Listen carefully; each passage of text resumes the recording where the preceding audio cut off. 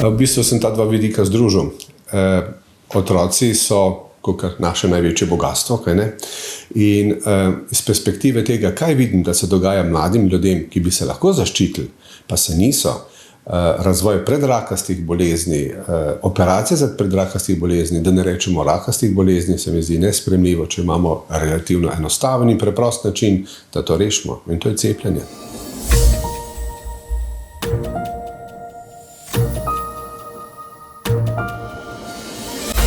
Cepivo, ki ga imamo trenutno na voljo v Sloveniji in v Evropi, je tako učinkovito in tako varno, toliko milijonov ljudi je bilo z njimi cepljenih, odraslih in otrok, da vemo, o čem govorimo.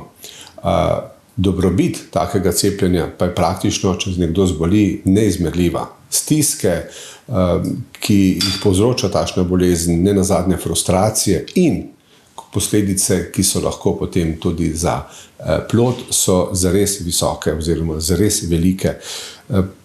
Ne glede na spol, dečke in deklice, kajti tudi dečki lahko zbolijo. Vem, da smo mogoče v začetnih letih kampanje napačno govorili, dajte cepiti dečke, da ne bo neka deklica zbolela.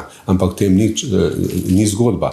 Zgodba je v tem, da lahko tudi dečki zbolijo. Relativno redek karcinom penisa, ampak lahko so karcinomi v grlu, v žrelu, na anusu. Tako da vse to so stvari, ki se dogajajo bolj dečkom kot deklicam. Tako da zaščitimo otroka, tako dekle kot fanta, in jaz ne vidim posebnega oklevanja tukaj. Vse te zgodbe, ki so nam prinesli prejšnja cepljenja, kaj bi lahko bilo, kaj ne bi bilo, je tukaj popolnoma odveč.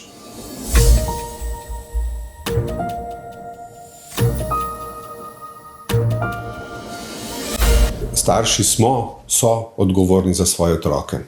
In ko sprejmejo odločitev, da otroka ne bodo cepili, sprejmejo odločitev, da ga ne bodo zaščitili.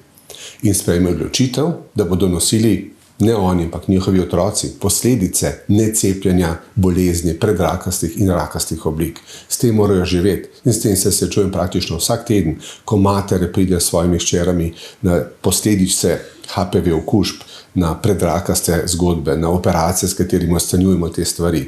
Takrat pa mama ne ve, kaj bi naredila od groze. Zdaj je čas, da se pravilno odloči.